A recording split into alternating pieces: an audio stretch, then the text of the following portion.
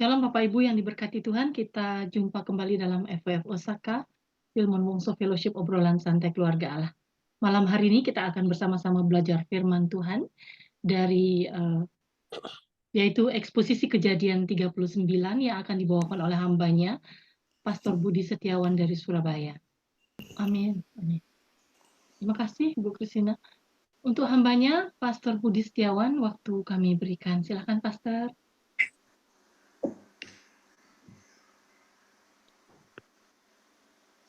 Terima kasih Bu Ayu. Shalom semua teman-teman. Hari ini kita akan belajar dari Kejadian pasal yang ke-39 ya, dengan judul Yusuf di rumah Potifar. Jadi tokoh sentral yang ada di sini adalah Yusuf ya.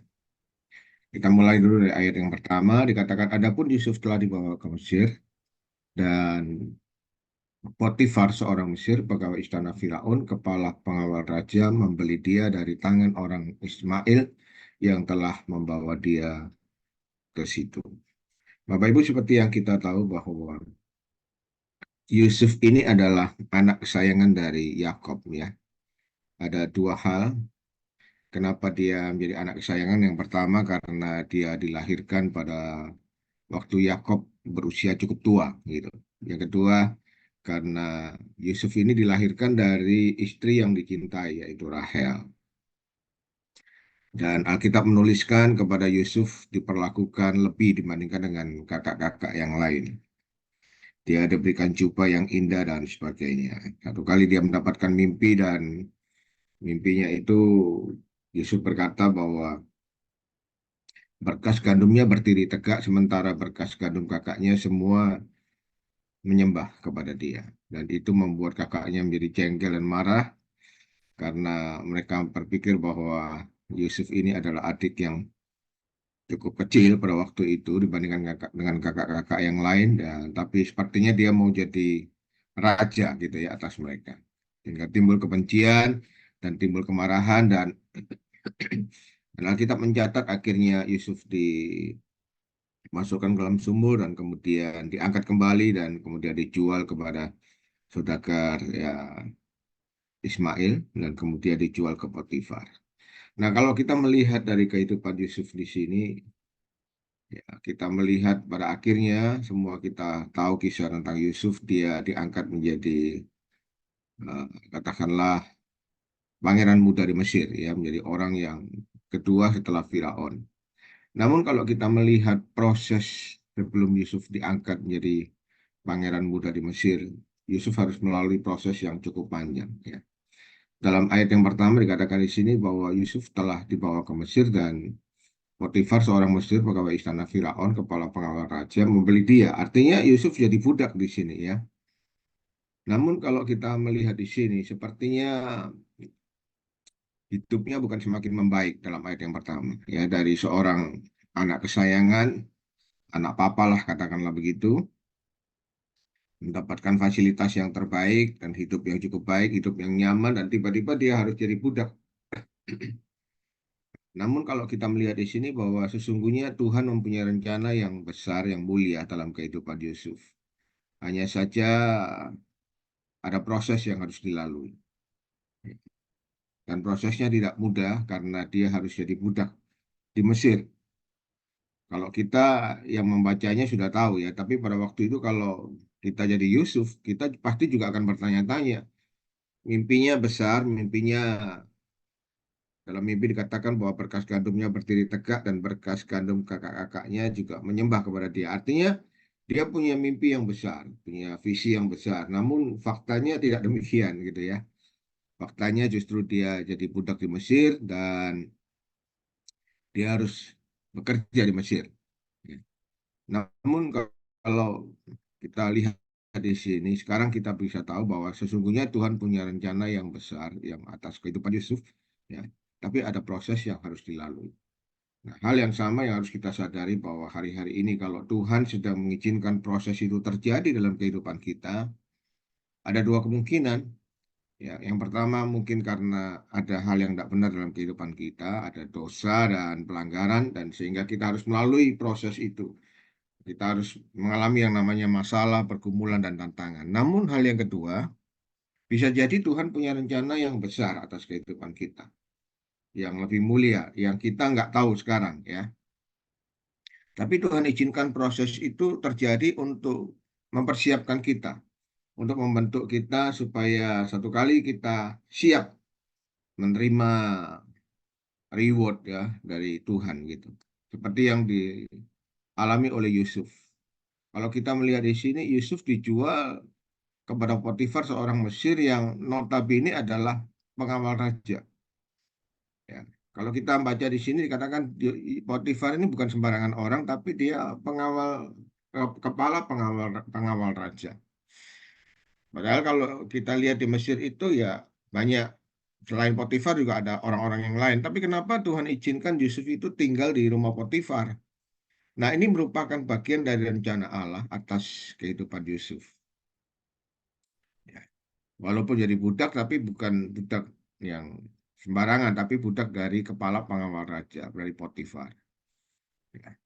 Dari sini kita bisa melihat bahwa sesungguhnya Tuhan itu sedang membuka jalan dalam kehidupan Yusuf. Ya. Dan pada waktu itu Yusuf tentu tidak mengerti, ya. Tapi sesungguhnya kita melihat bahwa semua yang terjadi dalam kehidupan Yusuf itu Tuhan sedang mempersiapkan satu posisi atau satu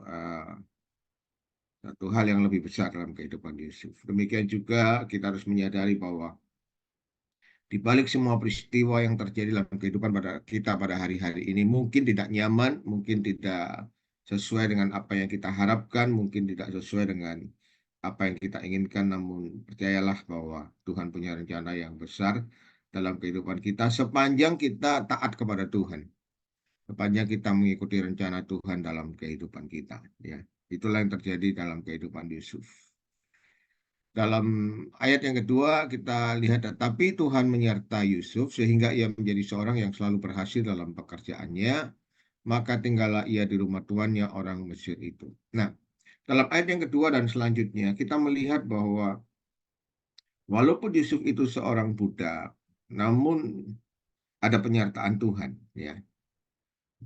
Dan tanda-tanda penyertaan Tuhan itu seperti ayat yang kita baca tadi dikatakan bahwa sehingga ia menjadi seorang yang selalu berhasil dalam pekerjaannya. Dan ayat yang kedua ya dikatakan bahwa ia menjadi orang yang selalu berhasil dalam pekerjaannya.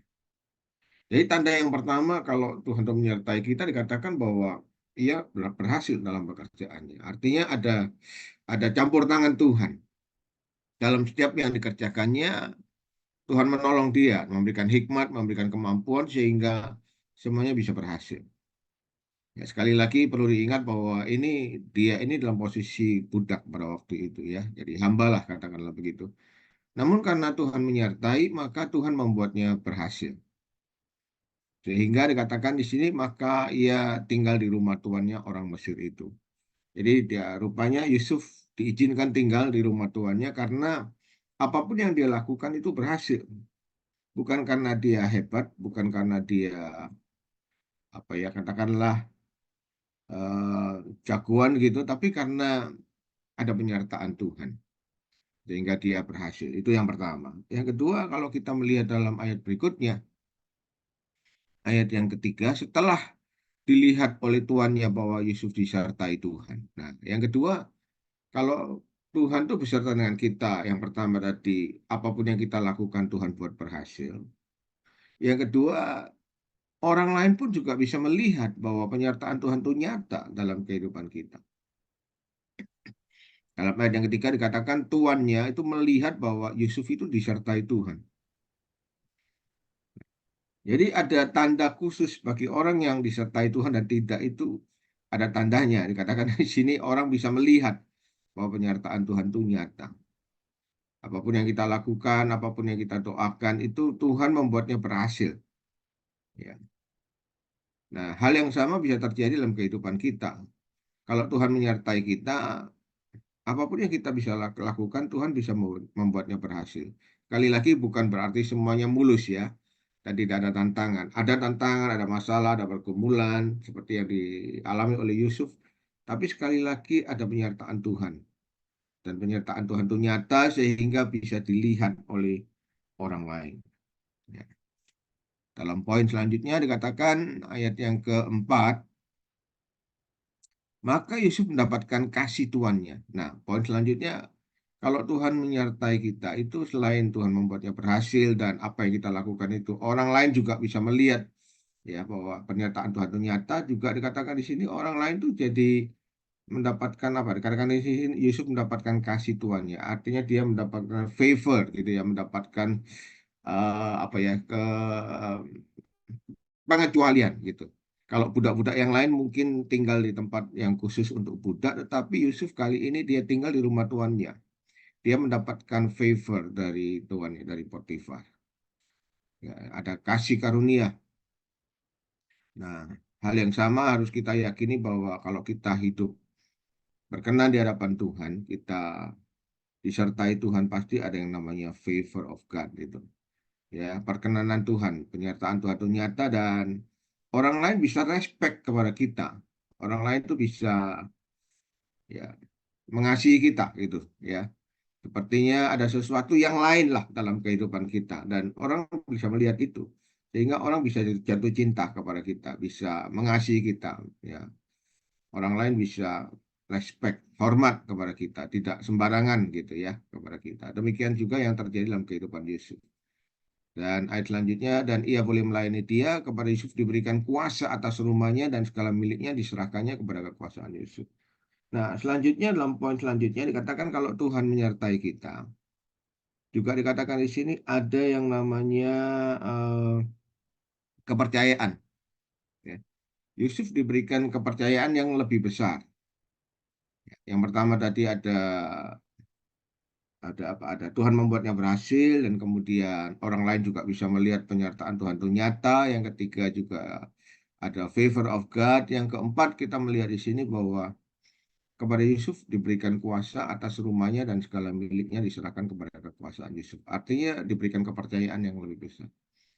Nah, saya meyakini bahwa kalau kita sungguh-sungguh takut akan Tuhan dan hidup benar dan penyertaan Tuhan itu nyata, maka Tuhan akan membuka jalan dalam kehidupan kita. Apapun yang kita kerjakan, entah itu dalam pelayanan, entah itu dalam bisnis atau ya dalam apapun lah. Dikatakan di sini Tuhan membuka jalan sehingga diberikan kuasa yang lebih besar. Ya, ada kepercayaan yang lebih besar. Tentunya ini tidak terjadi dengan tiba-tiba ya. Saya meyakini bahwa Yusuf ini orang yang rajin, orang yang jujur, dia bekerja dengan sungguh-sungguh, dia bekerja dengan maksimal ya. Dia tidak bermalas-malasan sehingga dari hal-hal yang kecil akhirnya Potifar memberikan perkara yang lebih besar ya. Katakan di sini diserahkannya kepada kekuasaan Yusuf segala miliknya. Nah, ini bukan main-main, saudara. Kali lagi ini Potifar ini bukan sembarangan orang. Dia adalah kepala pengawal raja. Jadi kalau sekarang mungkin pengawal presiden gitu ya.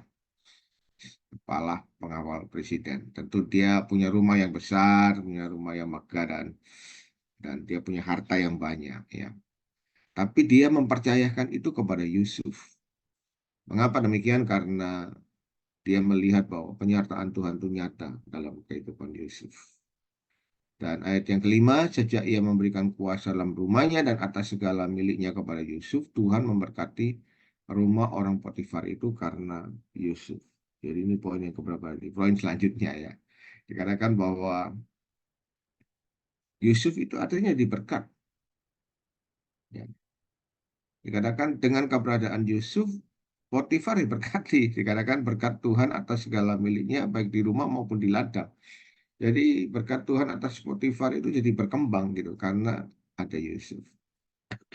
Seringkali saya dengan keluarga ini ya, atau ya mungkin ada di antara kita yang pernah ngalami kalau kita pergi ke rumah makan katakanlah yang tadinya sepi terus kemudian kita datang dan makan dan tiba-tiba rumah makan itu jadi ramai dan itu terjadi berkali-kali Bapak Ibu. Artinya keberadaan kita itu jadi berkat gitu bagi orang lain dan juga di kemanapun kita pergi itu ada penyertaan Tuhan dan penyertaan Tuhan itu mendatangkan berkat baik bagi diri kita maupun juga bagi orang lain ya. Kita melihat bahwa Potifar itu diberkati melalui keberadaan Yusuf. Ayat yang ke-6 Dikatakan segala miliknya diserahkannya kepada kekuasaan Yusuf dan dengan bantuan Yusuf ia tidak usah lagi mengatur apa-apa selain daripada makanannya sendiri. Artinya dia dipercaya untuk perkara-perkara yang mulia, yang jauh lebih besar. Nah, dari sini kita melihat bahwa ketika penyertaan Tuhan itu terjadi dalam kehidupan kita, maka keberhasilan demi keberhasilan itu Tuhan berikan kepada kita. Ya, dengan meyakini itu kita hidup takut akan Tuhan. Jadi itu poin yang pertama yang kita bahas di sini, bahwa penyertaan Tuhan itu mendatangkan berkat bagi diri kita dan juga bagi orang lain. Ya. Nah, pertanyaannya adalah bagaimana supaya Yusuf itu bisa disertai Tuhan? Mengapa Yusuf mengalami penyertaan Tuhan itu begitu nyata? Ya. Kita tentu ingin supaya hidup kita seperti Yusuf loh. Disertai Tuhan, diberkati Tuhan. Nah, Tuhan membuat hidup kita berhasil dan melalui kita orang lain juga diberkati, ya, dipercayakan perkara-perkara yang lebih besar. Kita juga ingin seperti itu. Pertanyaannya, bagaimana supaya penyertaan Tuhan itu bisa nyata dalam kehidupan kita? Kalau kita lihat dari kehidupan Yusuf ada beberapa hal, ya. Saya coba tulis di sini ada beberapa hal. Yang pertama, karena Yusuf itu orang yang takut akan Tuhan. Dari mana kita tahu? Kalau kita lihat ayat yang ke sebentar, ayat yang ke 9. Ya, ayat yang ke-9. Coba lihat sebentar. Dikatakan di sini, bahkan di rumah ini ia tidak lebih besar kuasanya daripadaku dan tiada yang tidak diserahkannya kepadaku selain daripada engkau sebab engkau istrinya. Bagaimana mungkin aku melakukan kejahatan yang besar ini dan berbuat dosa terhadap Allah. Jadi yang pertama, kalau kita lihat di sini, Yusuf ini orang yang takut akan Tuhan. Memang dia hamba, memang dia budak, namun karena dia takut akan Tuhan, maka Tuhan menyertai hidupnya. Ya. Dari ayat ini kita melihat ketika istri Potifar jatuh hati kepada Yusuf dan mengajaknya tidur, Yusuf berkata, bagaimana mungkin aku melakukan kejahatan yang besar ini dan berbuat dosa terhadap Allah. Artinya dia menyadari bahwa apa yang dilakukan yang diinginkan oleh istri Potifar itu nggak benar gitu ya. Dan dia menyadari itu perbuatan dosa kalau dia melakukannya. Karena itu dia berkata, bagaimana mungkin melakukan kejahatan yang besar ini dan berbuat dosa terhadap Allah. Artinya dia memiliki hati yang takut akan Allah. Hal yang sama yang perlu kita lakukan kalau kita ingin penyertaan Tuhan nyata, ya pastikan bahwa kita ini hidup takut akan Allah. Itu benar sesuai dengan ketetapan Tuhan. Itu yang pertama. Yang kedua, kalau kita lihat dalam ayat yang kedua, coba lihat kembali ayat yang kedua. Eh, Ya, tetapi Tuhan menyertai Yusuf sehingga ia menjadi seorang yang selalu berhasil dalam pekerjaannya, maka tinggallah di rumah tuannya Mesir, di rumah tuannya orang Mesir itu. Lanjut, setelah dilihat oleh tuannya bahwa Yusuf disertai Tuhan dan bahwa Tuhan membuat berhasil segala sesuatu yang dikerjakannya, maka Yusuf mendapatkan kasih dari tuannya. Yang kedua, kita melihat di sini bahwa Yusuf ini orang yang bisa dipercaya. Katakan bahwa kepada Yusuf diserahkan perkara-perkara yang besar. Nah, rumah Potifar diserahkan kepada Yusuf dan Yusuf menjadi steward yang baik. Dia menjadi orang yang bisa dipercaya, gitu ya. Coba. Dan apapun yang dilakukannya berhasil dikatakan karena penyertaan Tuhan, tetapi dia juga orang yang bisa dipercaya. Artinya dia tidak memanfaatkan kepercayaan yang dipercayakan Potifar kepada dia dan dia lakukan itu untuk dirinya sendiri. Tetapi justru dia melakukan apa yang dia bisa lakukan dengan maksimal. Ya, mungkin kalau saya boleh katakan dia punya spirit yang bagus lah ya, spirit yang excellent gitu ya. Artinya apapun yang dia lakukan dengan maksimal. Ya. Dalam ayat yang coba lihat Bu Ayu, turun lagi sedikit. Ayat yang keempat. Ayat yang keempat. Nah, dikatakan maka Yusuf mendapatkan kasih tuannya dan ia boleh melayani dia. Kepada Yusuf diberikan kuasa atas rumahnya dan segala miliknya diserahkannya pada kekuasaan Yusuf. Kalau Yusuf mau curang, ya kalau Yusuf mau ya katakanlah mementingkan dirinya sendiri, dia mau mengambil keuntungan bagi dirinya sendiri, dia punya kesempatan hal itu. Kenapa? Karena Potifar mempercayai dia full, gitu kan hal ya. Rumahnya semua dipercayakan kepada Yusuf. Tapi kalau kita lihat di sini justru semakin dipercaya Yusuf itu semakin berhati-hati gitu ya. Dia tidak mementingkan dirinya sendiri. Nah, itu yang harus kita miliki dalam kehidupan kita. Kita harus punya mentalitas bahwa apapun yang kita lakukan itu harus kita lakukan untuk Tuhan. Kalau kita punya mentalitas seperti itu, tentu kita akan melakukan segala sesuatu dengan baik, dengan hati-hati, dan dengan benar gitu ya. Tidak ada kecurangan, tidak mementingkan diri sendiri. Sehingga penyertaan Tuhan itu nyata dalam kehidupan kita. Jadi yang pertama dari Yusuf takut akan Tuhan, yang kedua dia bisa dipercaya gitu. Ya. Sehingga dia diberikan perkara yang lebih besar. Alkitab katakan kalau kita setia dalam perkara yang kecil, Tuhan akan berikan perkara yang lebih besar. Ya, jadi itu rahasia penyertaan Allah atas kehidupan Yusuf. Poin selanjutnya yang ketiga kita lihat dalam ayat yang ke-6. Ayat yang ke-6 bisa di-scroll ke atas. Oke, segala miliknya diserahkannya kepada Yusuf. Dan dengan bantuan Yusuf, ia tidak usah lagi mengatur apa-apapun selain daripada makanannya sendiri. Nah, kita lihat di sini bahwa Yusuf itu melakukan yang terbaik. Dalam kitab Pengkhotbah, apapun yang kau jumpai dengan tanganmu, kalau itu dipercayakan kepada kita, lakukan semuanya yang terbaik dengan excellent gitu. Dan rupanya itu yang dilakukan oleh Yusuf. Selain dia jujur, tapi dia juga rajin. Ya, nah, yang keenam dikatakan bahwa dengan bantuan Yusuf, iya, artinya Potifar tidak usah lagi mengatur apa-apapun selain daripada makanannya sendiri. Ini kan luar biasa, Bapak Ibu. Dia mempunyai kekuasaan yang sangat besar, tetapi dia tidak menggunakan kekuasaannya itu untuk kepentingan dirinya sendiri.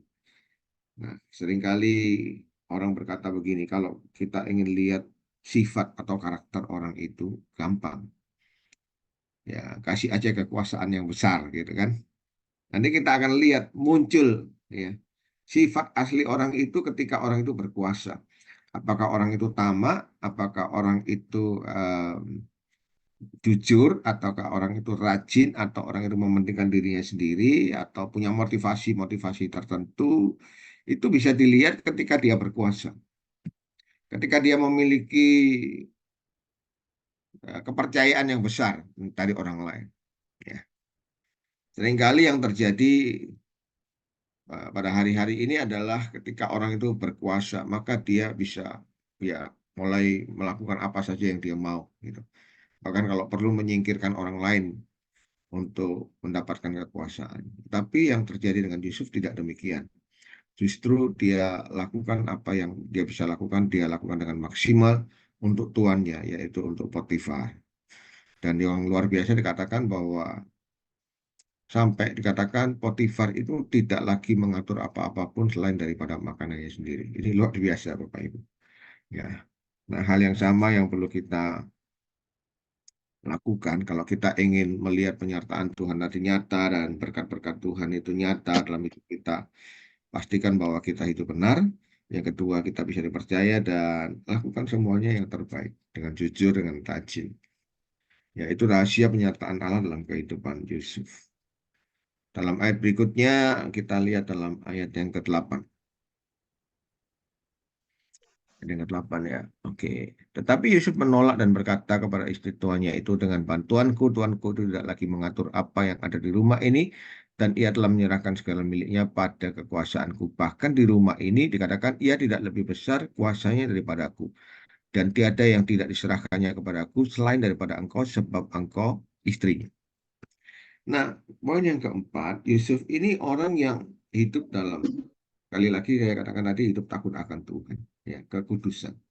Dia menjaga dirinya itu hidup benar, on the track, sesuai dengan kebenaran firman. Dikatakan di sini, Yusuf itu rupanya orang yang ganteng, katakanlah begitu ya. Kalau sekarang itu dia ganteng dan Dikatakan istri tuanya itu istri Potifar ini jatuh hati kepada Yusuf dan mengajaknya tidur. Tetapi Alkitab mengatakan Yusuf menolaknya, bahkan berkali-kali.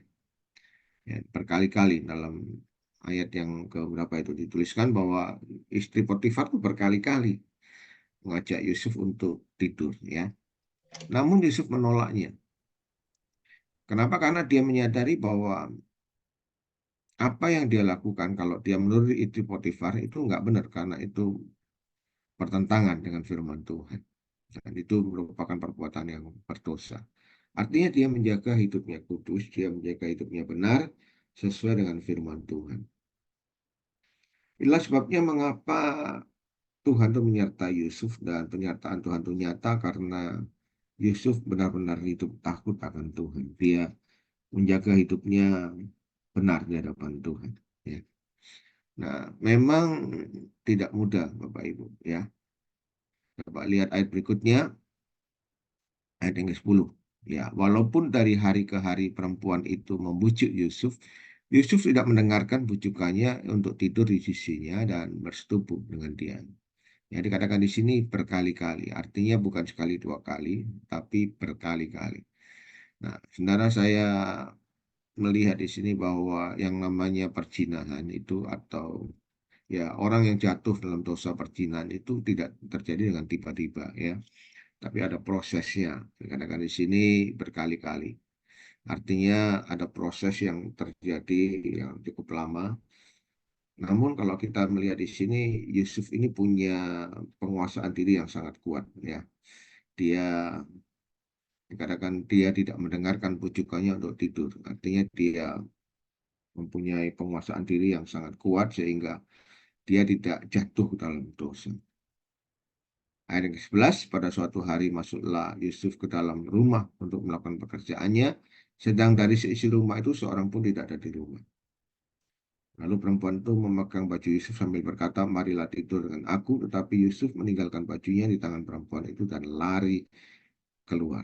Dan kita lihat di sini ada kesempatan sebenarnya bagi Yusuf untuk melakukan perbuatan dosa. Kenapa? Karena dikatakan tidak ada orang yang di rumah. Dan ingat baik bahwa Yusuf waktu itu masih muda. Ya kita tahulah orang muda itu ya lebih gampang jatuh dalam dosa dalam hal yang satu ini ya. Kenapa? Karena apa hawa nafsu seksualnya lebih besar gitu kan ya. Dan dia punya kesempatan karena tidak ada seorang pun di rumah ya. Dan dia punya kekuasaan karena semua seisi rumah itu dia yang menguasai. Namun sekali lagi Yusuf menjaga hidupnya benar dan dia tahu bahwa dia tidak mungkin berbuat dosa. Ya. Dia berkata bahwa semua isi rumah ini Tuanku, katakanlah Potifar serahkan kepada dia, tapi yang engkau itu istrinya, tidak mungkin aku tidak berbuat dosa. Ya. Jadi dia menolak ya. Dan saya melihat bahwa salah satu cara yang dilakukan oleh Yusuf ayat 10, Bu. Lihat dulu, ayat 10. Ya, ayat yang ke-12. Oke, ya. Lalu perempuan itu memegang baju Yusuf dan berkata, marilah tidur dengan aku. Tetapi Yusuf meninggalkan bajunya di tangan perempuan itu dan lari keluar. Nah, kita melihat di sini, kita bisa belajar dari kehidupan Yusuf bagaimana menghadapi percabulan atau perzinahan. Ya. Walaupun kesempatan itu ada, tapi kalau kita tidak memberikan kesempatan itu, iblis itu ya masuk dalam kehidupan kita, kita bisa lepas, bisa lolos. Dan salah satu cara yang terbaik yang dilakukan oleh Yusuf adalah dia pergi dan meninggalkan bajunya di tangan perempuan itu dan lari keluar. Kenapa dikatakan dia lari keluar? Sebab kalau dia tidak segera lari keluar, dia bisa jatuh dalam dosa perzinahan. Ya, ingat baik bahwa Yusuf ini masih muda pada waktu itu. Tentu sebagai orang muda dia punya libido seksual yang tinggi gitu ya. Tapi dia tidak mengizinkan hal itu terjadi. Yang dia lakukan adalah dia segera lari keluar dengan cepat. Bapak Ibu tentang dosa seks ini ya, yang berzinahan ini, hal yang terbaik yang kita lakukan adalah kita segera menjauh dan menghindar.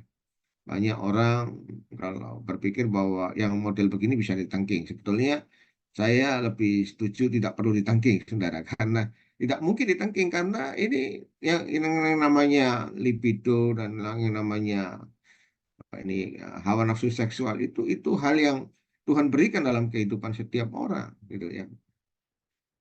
Nah, tapi itu baik dilakukan hanya di dalam pernikahan kan begitu. Ya. Sedangkan yang terjadi di sini, Tante Potifar itu jatuh hati kepada Yusuf dan itu Yusuf tahu bahwa itu tidak benar gitu kan. Jadi apa yang dia lakukan, dia tidak nengking, dia tidak melawannya, tapi dia harus segera lari cepat. Kalau dia tidak segera lari, pasti dia akan jatuh dalam pelukan Tante Potifar ini. Ya, memang risikonya besar, ya risikonya dia difitnah, ya.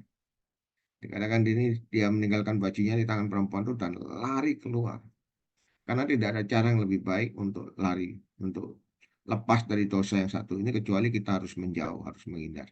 Jadi kalau kita tahu dosa seksual itu, perzinahan atau percabulan itu di depan mata kita, jangan ditengking, Bapak Ibu. Kita harus segera menjauh, lari keluar, dihindari, ya. Nah, banyak hamba-hamba Tuhan yang hebat, hamba-hamba Tuhan yang besar, jatuh dalam dosa yang satu ini bukan karena mereka tidak diurapi Tuhan, tapi karena mereka tidak segera lari, mereka tidak menjauh, ya. Akhirnya jatuhlah dalam dosa. Belajar dari Yusuf, kalau itu terjadi dalam kehidupan kita, kita harus segera lari keluar, menghindar sejauh mungkin. Jangan berikan kesempatan untuk dosa yang satu ini eh, masuk dalam kehidupan kita. Karena sebenarnya kalau kita bisa, nah, hasrat seksual itu sebetulnya ada dalam kehidupan kita dan Tuhan berikan itu, ya. Dan dan sebabnya ketika dosa itu mengintip dalam kehidupan kita, kita harus segera lari keluar. Nah, akibatnya apa? Dikatakan di sini ketika dilihat perempuan itu bahwa Yusuf meninggalkan bajunya dalam tangannya dan telah lari keluar, dipanggilnya seisi rumah itu, lalu katanya kepada mereka, lihat, dibawanya kemari seorang Ibrani supaya orang ini dapat mempermainkan kita. Orang ini mendekati aku untuk tidur dengan aku, tetapi aku berteriak-teriak dengan suara yang keras. Kita melihat di sini ada fitnah, ya. Yusuf difitnah karena Tante Potifar itu apa yang dia inginkan tidak kesampaian, akhirnya difitnah. Seringkali itu yang terjadi, ya. Ketika seseorang itu jatuh hati kepada kita dan tidak kesampaian, akhirnya ya difitnah itu tadi. Ya. Dia memfitnah Yusuf dan diputar balikkan. Padahal sesungguhnya yang menginginkan itu kan Tante Potifar gitu. Tapi difitnah di sini. Dikatakan bahwa Yusuflah yang memulai. Katakan orang ini mendekati aku untuk tidur dengan aku, tetapi aku berteriak-teriak dengan suara yang keras. Bapak Ibu, kalaupun kita harus difitnah, kalau kita harus disalahkan karena kita melakukan kebenaran, itu risiko. Itu memang harga yang harus dibayar, ya. Tapi percayalah kalau kita hidup benar, kita hidup sesuai dengan firman Tuhan, maka saya meyakini bahwa penyertaan Tuhan itu nyata dalam kehidupan kita. Kalau kita melihat kehidupan Yusuf, jelas sekali bahwa pembelaan Tuhan itu nyata dalam hidupnya. Walaupun dia harus difitnah dan kemudian dia harus masuk penjara gitu, ya. Tapi tetap Tuhan itu membela dia. Ayat berikutnya, ayat yang ke-15, dan ketika didengarnya bahwa aku berteriak sekeras-kerasnya, ditinggalkannya lah bajunya padaku, lalu ia lari keluar. Juga ditaruhnya baju Yusuf di sisinya sampai tuan rumah pulang. Perkataan itu juga lain diceritakan perempuan itu kepada Potifar, katanya, hamba orang Ibrani yang kau bawa itu datang kepadaku untuk terus terus naik, di scroll, oke itu. Ya, tetapi ketika aku berteriak sekeras-kerasnya, ditinggalkannya bajunya padaku, lalu ia lari keluar. Baru saja didengar oleh tuannya perkataan yang diceritakan istrinya kepadanya, begini begitulah aku diperlakukan oleh hambamu itu, maka bangkitlah amarahnya. Lalu Yusuf ditangkap oleh tuannya dan dimasukkan dalam penjara, tempat tahanan-tahanan raja dikurung. Demikianlah Yusuf dipenjarakan di sana. Nah, kita melihat di sini pada akhirnya Yusuf dipenjarakan, ya. Dikarenakan di sini dia bukan dipenjarakan di tempat budak-budak, tetapi dipenjarakan di tempat tahanan-tahanan raja, dikurung. Jadi sekali lagi kita melihat bahwa Tuhan itu rupanya mempersiapkan jalan bagi Yusuf, ya. Dari satu tahapan ke tahapan yang lain, dalam ayat sebelumnya, Bu, ayat 20, ayat 20, nah, dikarenakan di sini Tuhan itu sedang memimpin Yusuf masuk dalam rencana Tuhan yang besar, ya, untuk ketemu dengan raja. Nah, dikatakan di sini dia ditahan di tempat tahanan-tahanan raja dikurung. Artinya bukan di tempat budak-budak dikurung, ya, tapi tempat tahanan raja. Sekali lagi, walaupun dia harus ditahan, tetapi dia ditahan di tempat tahanan-tahanan raja. Artinya Tuhan sedang mempersiapkan jalan yang pada akhirnya sampai kepada rencana Tuhan. Nah, ini yang harus kita imani, yang harus kita sadari, ya, teman-teman semua dan Bapak Ibu yang ada. Apapun bisa terjadi dalam kehidupan kita, dan kita bisa mengalami hal-hal yang buruk dalam kehidupan kita. Mungkin kita juga difitnah, mungkin kita diperlakukan tidak adil, mungkin kita juga, ya, mengalami hal-hal yang buruk. Tapi sekali lagi, sepanjang kita hidup benar dan takut akan Tuhan, sepanjang kita hidup sesuai dengan firman Tuhan, on the track lah dengan sesuai dengan rencana Tuhan, maka Tuhan itu bisa mengatur segala sesuatu untuk mendatangkan kebaikan, supaya pada akhirnya kita masuk dalam rencana Tuhan. Ya.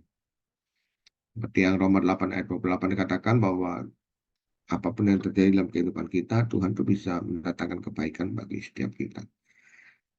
Kalau kita baca dari Kejadian pasal yang ke-50, ya, pasal 50 ayat yang keberapa, ya, dikatakan begini, Yesus berkata bahwa kepada saudara-saudaranya, apa yang kau rakas-rakaskan yang tidak baik kepadaku, Tuhan menjadikan kebaikan bagi. Ayat 5, pasal 50 ayat 20. Coba lihat sebentar Kejadian 50 ayat yang ke-20. Oke, Kejadian 50 ayat yang ke-20. Turun lagi, Bu. Naik ke atas, ya. Oke. Nah, nah, itu ya. Memang kamu telah merakah-rakahkan yang jahat terhadap aku, tetapi Allah telah merakah-rakahkannya untuk kebaikan dengan maksud melakukan seperti yang terjadi sekarang ini, yakni memelihara hidup suatu bangsa yang besar. Nah, yang dikatakan di sini bahwa apa yang dialami oleh Yusuf itu sepertinya satu hal yang buruk, ya. Dikatakan bahwa kakak-kakaknya itu merakah-rakahkan perkara-perkara yang jahat, tapi Tuhan tuh bisa membalikkan menjadi kebaikan. Ya. Nah, itulah yang harus kita yakini dalam kehidupan kita. Orang boleh ngomong apa saja, orang boleh punya motivasi apa saja, orang boleh merancangkan hal yang jahat sekalipun dalam kehidupan kita. Sepanjang kita itu benar, sepanjang kita hidup takut akan Tuhan, pasti Tuhan akan membela kita, dan berarti Tuhan akan mendatangkan kebaikan bagi setiap kita, ya. Oke. Baik, selanjutnya kita kembali kepada Kejadian 39 ayat yang ke berapa? Yang ke-20, ya, ayat 20. Oke. Lalu Yusuf ditangkap oleh tuannya dan dimasukkan dalam penjara tempat tahanan-tahanan raja dikurung. Demikianlah Yusuf dipenjarakan di sana. Ayat yang ke-21, tetapi Tuhan menyertai Yusuf dan melimpahkan kasih setia kepadanya. Ya, sekali lagi kita melihat di sini Tuhan itu menyertai Yusuf dan melimpahkan kasih setianya kepadanya dan membuat Yusuf kesayangan bagi kepala penjara. Ini aneh, saudara. Ya. Dikatakan di sini bahwa Yusuf itu menjadi kesayangan kepala penjara. Yang lebih aneh lagi dikatakan ayat yang ke-22, sebab itu kepala penjara mempercayakan semua tahanan dalam penjara itu kepada Yusuf, dan segala pekerjaan yang harus dilakukannya di situ dialah yang mengurusnya. Dan ayat yang ke-23 dikatakan, dan kepala penjara tidak mencampuri segala yang dipercayakannya kepada Yusuf karena Tuhan menyertai dia, dan apa yang dikerjakannya dibuat Tuhan berhasil. Ini saya baca ayat ini aneh sekali. Kenapa? Karena orang di penjara itu kan pasti ada salahnya, kan gitu, ya. Tapi justru kepala penjara itu mempercayai Yusuf, dan dikatakan di sini Yusuf yang ngatur segala sesuatu, dan kepala penjara tidak mencampuri segala yang dipercayakan kepada Yusuf. Ya. Belum pernah terjadi bahwa orang narapidana, napi itu dipercaya untuk mengatur penjara. Itu belum pernah kejadian. Kalaupun ada sekarang, pasti nanti dia lari gitu kan. Pasti dia lolos, dia akan gimana caranya dia cari jalan keluar untuk keluar dari penjara, lari dari penjara. Tapi kita melihat sekali lagi bahwa Yusuf ini memang penyertaan Tuhan begitu nyata dalam hidupnya sehingga bukan hanya Potifar tetapi kepala penjara pun sampai mempercayai dia. Ya, ini luar biasa, saudara. Dan, dan dikatakan di sini Yusuf mengatur semuanya dengan baik. Nah, ini yang itulah sebabnya kenapa Tuhan itu God's favor itu kasih karunia Tuhan itu nyata, penyertaan Tuhan itu nyata dalam hidupnya karena Yusuf itu benar dan dia rajin, dia takut akan Tuhan dan dia hidup sesuai dengan ketetapan Tuhan. Ya, jadi yang pertama dari kita belajar penyertaan Tuhan dalam kehidupan Yusuf itu dampaknya tadi dikatakan Tuhan membuat hidupnya berhasil dan kemudian dia dipercaya perkara-perkara yang besar gitu kan ya. Kemudian saya tulis di sini dia dapat dilihat orang gitu ya. Kenyataan Tuhan itu bisa dilihat oleh orang lain dan dia menjadi berkat bagi orang lain. Dan dia dipercayakan perkara-perkara yang besar. Ya. Nah, kenapa hal itu bisa terjadi? Karena rahasia penyertaan Tuhan itu tadi yang pertama Yusuf itu hidup takut akan Tuhan. Yang kedua dia bisa dipercaya. Ya, dia menjadi steward yang baik. Menjadi orang yang bisa dipercaya. Dia tidak menggunakan kesempatan untuk mencuri, ya, adalah untuk mementingkan dirinya sendiri, tetapi justru dia melakukan apa yang terbaik bagi tuannya. Dan dia juga orang yang jujur, dia orang yang rajin. Semua yang dipercayakan dia kerjakan dengan baik, ya, sehingga tuannya tidak perlu mengerjakan apa-apa lagi. Semua dia prepare, semuanya dia lakukan dengan maksimal, gitu. Dengan excellent. Dan tadi kita juga melihat bahwa dia menjaga hidupnya benar, kudus, tidak kompromi dengan dosa. Ya. Memang tidak benar, memang tidak mudah, ada risiko, tetapi sekali lagi, ya, Tuhan izinkan semua itu terjadi untuk mempersiapkan Yusuf menjadi seorang pangeran muda di Mesir, orang kedua setelah Firaun. Perkara besar menanti di depan kita kalau kita hidup takut akan Tuhan. Ya, saya meyakini hal yang sama bisa terjadi dalam kehidupan kita. Kalau hari-hari ini mungkin kita sedang bergumul, menghadapi masalah dan pergumulan yang berat, percayalah selama kita hidup benar, pasti Tuhan punya rencana yang baik. Mungkin hari ini kita belum bisa melihatnya, tapi di depan kita Tuhan sedang merancangkan perkara-perkara yang ajaib, yang baik, yang lebih besar. Ya, mari kita yakini itu dan supaya kita bisa tetap hidup sesuai dengan ketetapan Tuhan. Ya, oke, mari kita berdoa. Bapak Surgawi, kami mengucap syukur hari ini kami boleh belajar dari kehidupan Yusuf bahwa sesungguhnya semua peristiwa yang terjadi dalam kehidupan kita, dalam kehidupan kami mendatangkan kebaikan bagi orang yang percaya kepada Tuhan.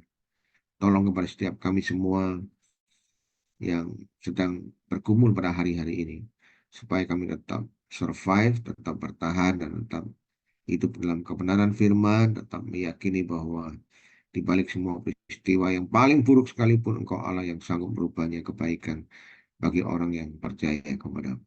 Terima kasih Tuhan, berkati teman-teman malam hari ini, dimanapun mereka berada, dan biar melalui hidup kami boleh menjadi berkat bagi orang lain, dan nama Tuhan dimuliakan melalui kehidupan kami. Terima kasih Tuhan. Dalam nama Yesus kami berdoa. Amin. Tuhan Yesus Amin. memberkati. Terima kasih Tuhan Yesus memberkati. Terima kasih Pastor untuk firman yang sudah disampaikan. Tuhan memberkati.